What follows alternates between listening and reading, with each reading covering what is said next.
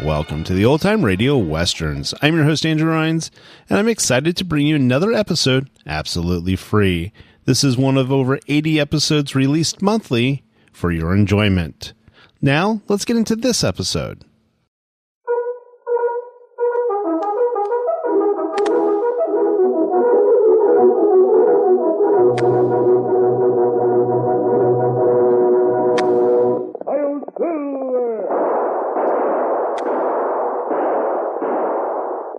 Horse with the speed of light, a cloud of dust, and a hearty Hi-Yo Silver, the Lone Ranger.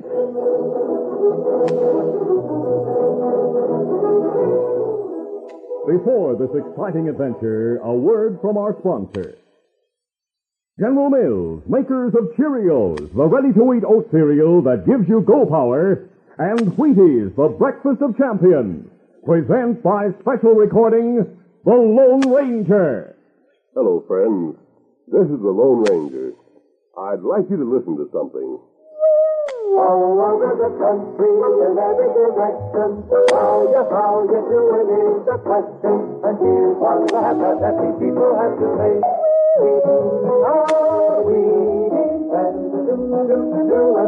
Okay. You know, that's right. People in various parts of the country have different accents, perhaps, or dress a little differently. But the ones with plenty of drive, the go-getters, have one thing in common. They're careful about their diet. They see to it that they eat a good, honest breakfast every day. And a breakfast built around wheat couldn't be better for you. Wheat is real man food. So, bear in mind. Keep on eating your wheat, and you'll be doing okay.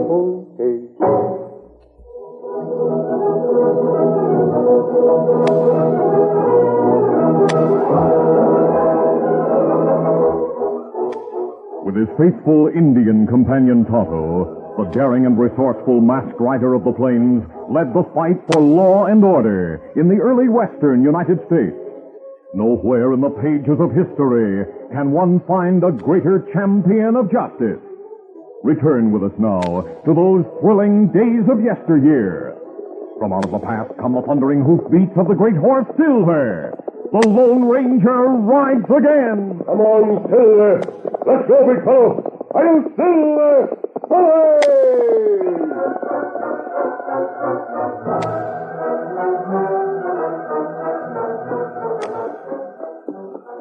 The Lone Ranger and Tonto rode into the valley. Otto, look ahead. Smoking ruins of a wagon train. That's bad. We'll see if there are any survivors. Come on, Silver.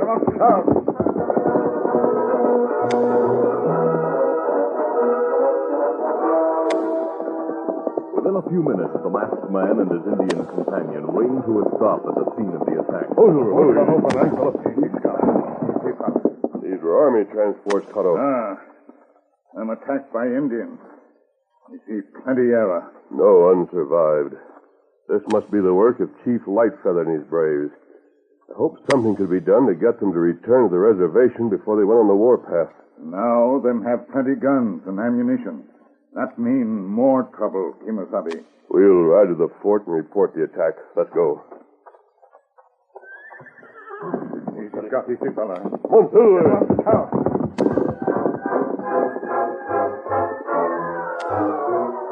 The Lone Ranger had come into the territory because of a written request he had received from the Major through the Padre at the mission. It was this note which procured him ready admittance to the Major's headquarters. Major, here's the masked man. Oh, have him come right in, Lieutenant. You come in, too. Yes, sir. Come right in, mister. Thanks. Hi, Thunder. It's mighty good to see you again, my friend. Sit down, sir. Sit down. Thank you, Major DeWitt. As soon as the guard brought in that note I'd sent you, I had the lieutenant go out to escort you to my headquarters.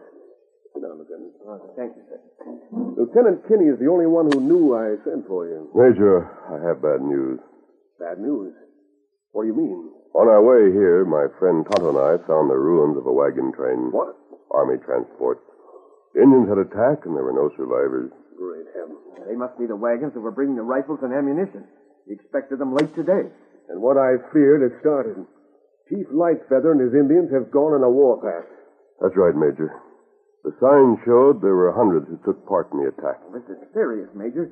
We needed those rifles and the ammunition greatly, and to have them in the hands of those Indians means they're now in good condition to make plenty of trouble. Strange that the Indians knew what was in those wagons. We have transports bringing foodstuffs every week, and no one knew we were expecting rifles and ammunition on this trip. No one knew except us, Major, and the trusted picked men who were bringing them in. You're new here at the fort, aren't you, Lieutenant? Yes, sir. Well, that is, I came here 2 months ago. You see, sir, Kinney's a replacement for Lieutenant... I should say former Lieutenant Hooker. The officer you met when you were here before. Well, what happened to Hooker?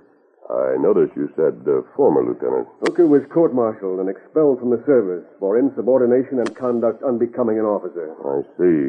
Frankly, I didn't like Hooker when I met him. He was a disgrace to the service, sir.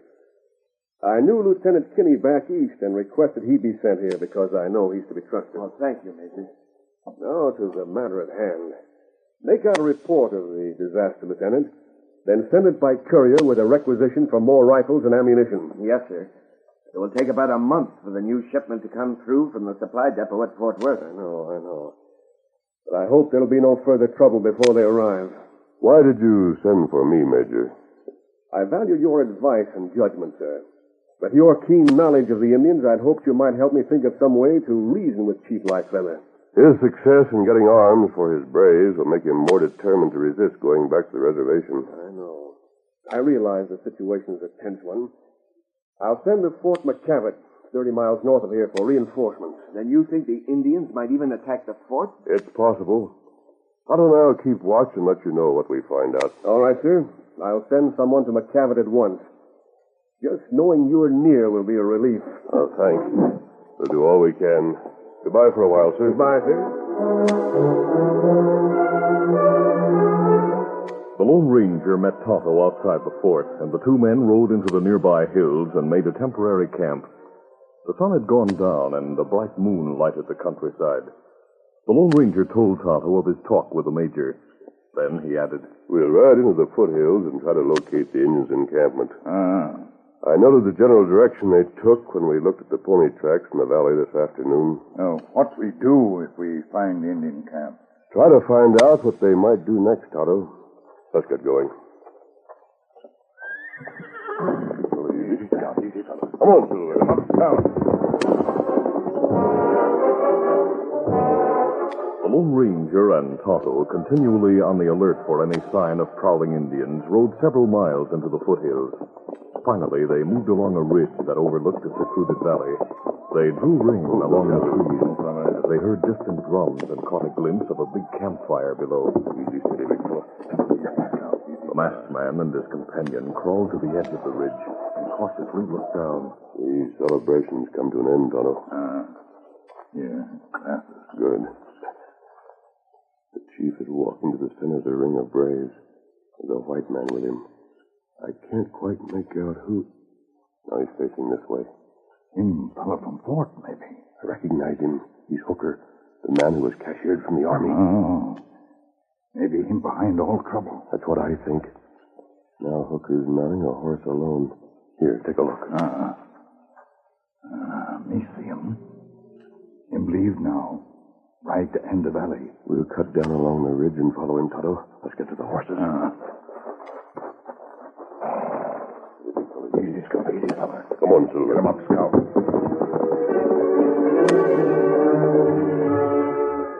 The Lone Ranger and Tonto followed Hooker for some distance.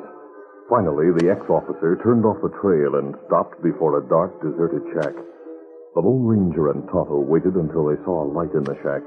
Then they approached on foot cautiously. A piece of burlap hung on the inside of the partly open side window. There was a narrow, uncovered space at the bottom, which allowed the masked man and Indian a view of the interior. They saw Hooker talking to an Indian dressed in buckskins. Well, I just came from the Indian camp. Our plans are set. Me come from Fort Terret. Wait here like before. You bring more news? Them send out riders to Fort McCavitt. Try get other troopers come to Fort Terret. That rider isn't going to get very far. Lightfeather has plenty of braves working the trail to Fort McCaffrey. Now, Major doesn't know about the requisition blank you sneaked from the office and brought to me a few weeks ago, does he? Him not find out. After you write on blank, me follow sergeant who take troopers to get rifles, ammunition. Yes. Him think me bring paper from Fort Terrace. Yes, it did the trick. It got them to bring all the stuff we wanted. We got it when we attacked the wagon train. Are Lightfeather and Braves ready to attack Fort Terrace after dawn? Yes. Now, you'd better get back to the fort. Let's get away from here quick. We'll wait here in the trees until they leave. Me not savvy what him say about paper him fix. I don't either, but I'm going to find out. I'll go to Fort Terra, Tonto, warn them about the coming attack. If the fort should fall, a general massacre of all nearby settlers would follow. Light go out and shack now. Yes.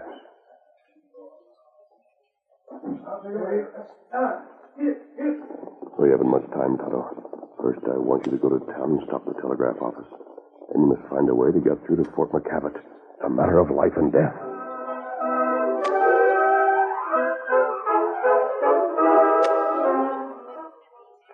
We'll continue our Lone Ranger adventure in just a moment. Cowboy Tom is a boy of 6. He knows all kinds of cowboy tricks. He can rope a steer because he knows he's got go power from Cheerios. Yes, he's got go power. There he goes. He's feeling his Cheerios, Cheerios, Cheerios. You bet, Cheerios, the oat cereal that needs no cooking. Every delicious spoonful of Cheerios and milk is real muscle-building food. Each spoonful contains vitamins, minerals, and proteins your body needs. Yes, the good things in a Cheerios breakfast do good things for your body. Help you have healthy nerves, good red blood, strong bones, and muscles. And besides giving you go power, Cheerios is downright wonderful tasting. That toasted oat flavor is really something. And when you add milk and your favorite fruit, say some sliced bananas, you're in for a delicious breakfast treat. Get the whole family off to a good start every morning with Cheerios. Then you'll hear people say, he's feeling his Cheerios.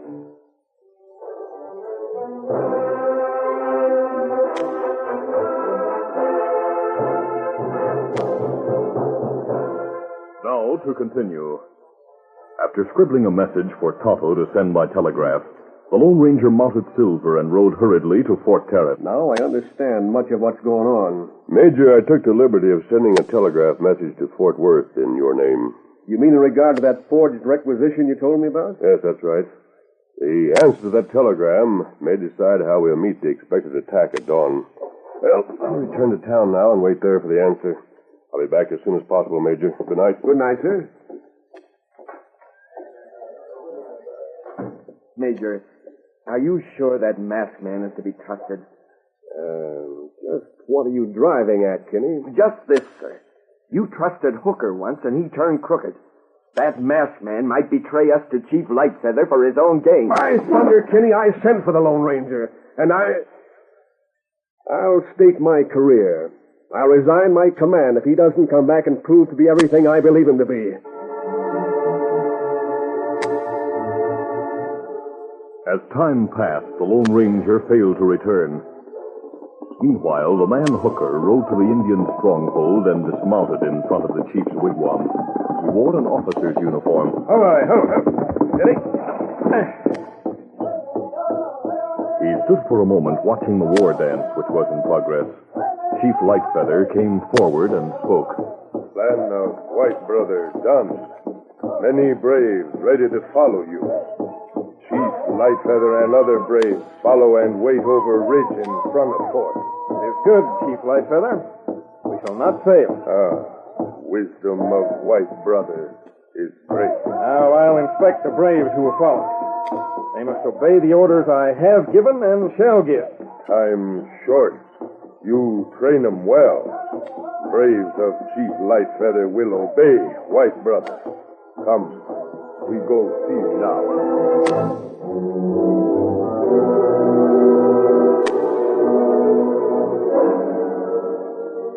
There was a tenseness throughout the fort as the night wore on. This tenseness increased as one of the White Army scouts arrived with the news that the courier who had started for Fort McCavitt to request reinforcements had been found dead a few miles away. Lieutenant Kinney stood with a major on one of the ramparts near the front gates. He was saying, Major, matters are most serious. If an attack is imminent, seems it's been a mistake to put all our faith in that masked man. You dare question my judgment, Lieutenant? Oh, listen, that's the fate of all of us is soon to be decided. Dawn is almost here. We're in no position to ward off a big attack. I'm well aware of that. But remember, the Lone Ranger is the one who warned us of an attack. It might be that he did so to keep us all here, while the Indians moved to strike elsewhere. I don't believe it. May I remind you, sir, that a trip to town and back would take far less than an hour's time. The man you call the Lone Ranger hasn't returned, though many hours have gone by. Time will tell. Sun's just coming up. If there's to be an attack, as you said... What? Troopers are coming! Someone got through to us! Thunder, the men arrived. Look yonder. A company of troopers is heading for the fort. Well, that's still a quarter of a mile away. Shall I give orders to open the gate, sir? Yes, by all means. Stand by to open the gate. Yes, sir. Look, Major. Swinging in the wide circle around them. A horseman riding at a gallop. I'll use binoculars. Let's see. Why, it's the Lone Ranger. Why does he... The troopers are firing at him. He seems to be just out of range. They're shooting because of his mask. Come down to the gates with me. Yes, sir. Hurry. Open those gates now. Yes. Troopers are galloping after him. Still shooting. They're making a mistake. But thank heaven he's out of range. Here he comes. Oh, easy, big fella. Quick, Major. Close the gates. Turn your guns on those men. That man is crazy, sir. Don't listen. He's trying to trick us. Those are not troopers. That's Hooker leading disguised Indians. Close the gates before it's too late. Believe me, Major, I have proof. Close the gates. Open fire. I'll not let you make this mistake, Major. Get out of the way. Quick, close these gates. Hurry, close them.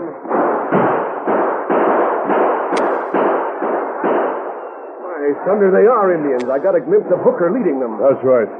Look, others are coming over the ridge now. The rest of the Indians. As the troopers watched, a wave of Indians rode over the ridge and moved toward the fort. The disguised Indians, enraged by the discovery of their trickery, tossed away the army hats and jackets they wore, disclosing their true identity. As the waves of mounted Indians pressed forward, many of those in front rode back and forth, shooting at the stockade walls. The battle went on unabated. The Lone Ranger and the Major climbed to the ramparts carrying rifles. From this vantage point, the masked man saw Hooker, encouraging the Indians as he galloped along in front of the stockade, and seemingly just out of range. The Major spoke. There's that traitor Hooker, disgracing the uniform he has the nerve to wear. It's a long shot, but I'm going to try to bring him down. As the Lone Ranger aimed his rifle in hopes of wounding Hooker, two frenzied Indians who had been riding well ahead of the traitor suddenly turned and shot arrows directly at the uniformed man. Hooker fell to the ground with an arrow in his breast. Look, an arrow struck Hooker. I think it killed him. The Indians blame him for the failure of his own plan. Well, at least it saved you a bullet. It's best that he go that way, sir. Look, more Indians coming. Our chase was hopeless. We'll soon run out of ammunition. We'll keep fighting until that happens, Major. As the battle continued without let-up, it seemed the Indians would soon win the fort by force of numbers. Then a welcome sound was heard. Major, look.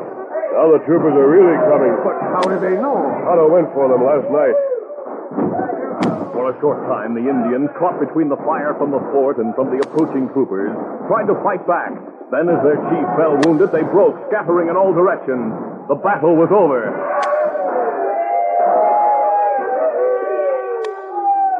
The Major turned and, for a moment, placed his hand on the Lone Ranger's shoulder, a silent gesture that spoke his extreme thanks.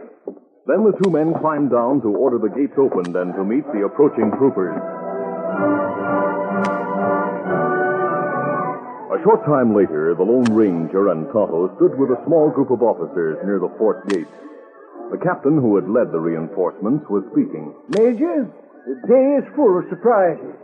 First, you introduced a masked man as a friend, and second, we discovered many of the Indians wearing parts of trooper uniforms and using army saddle straps. The Major will explain both the mask and the uniforms, Captain. I'll explain about the uniforms first, Captain. My friend, whom you designate as the masked man, became suspicious concerning a certain forged requisition he knew about. He telegraphed the supply depot last night.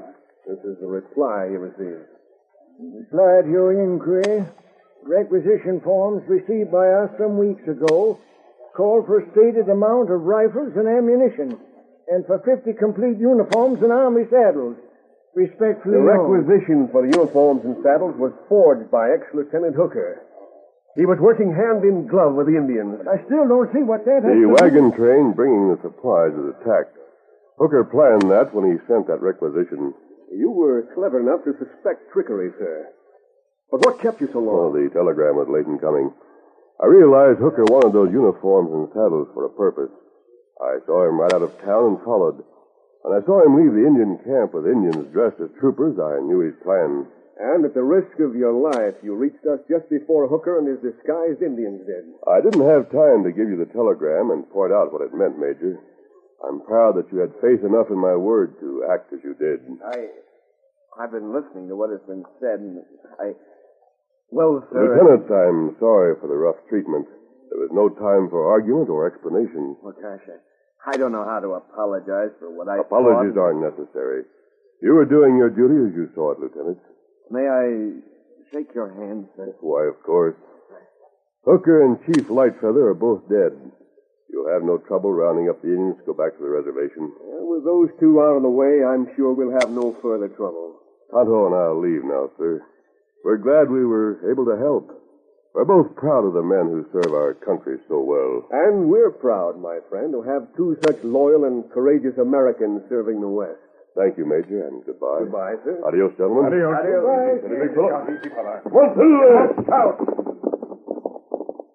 By thunder, there goes a real man.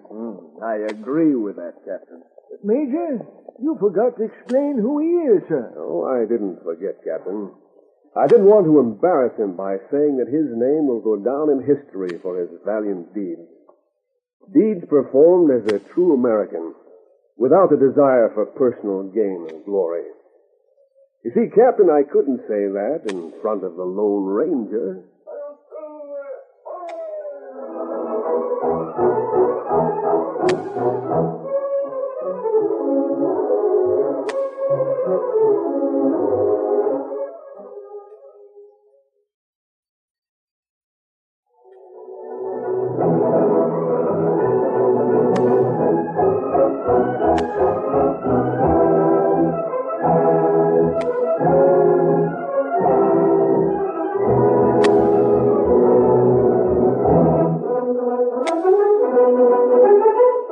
The Lone Ranger, a copyrighted feature of the Lone Ranger Incorporated, is produced by Trendle Campbell Muir Incorporated. The part of the Lone Ranger is played by Brace Beamer. Your announcer, Fred Foy.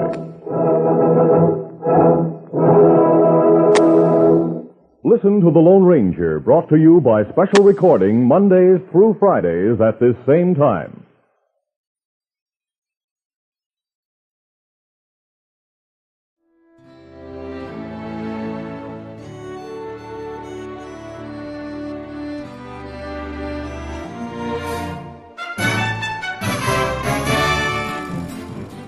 This has been a presentation of OTRWesterns.com, and we hope you enjoyed. Please take some time to like and rate this episode within your favorite podcast application. Follow us on Facebook by going to OTRWesterns.com/Facebook, and subscribe to our YouTube channel by going to OTRWesterns.com/YouTube. Become one of our ranch hands and unlock some exclusive content. We want to thank our most recent ranch hands, Steve, Technogod, and Craig, who joined us recently. You too can join by going to OTRWesterns.com/donate. Send us an email, podcast@OTRWesterns.com, and you can call and leave us a voicemail, 707-986-8739. This episode is copyrighted under the attribution, non-commercial, share-alike copyright. For more information, go to OTRWesterns.com/copyright. Have a great day, and thanks for listening.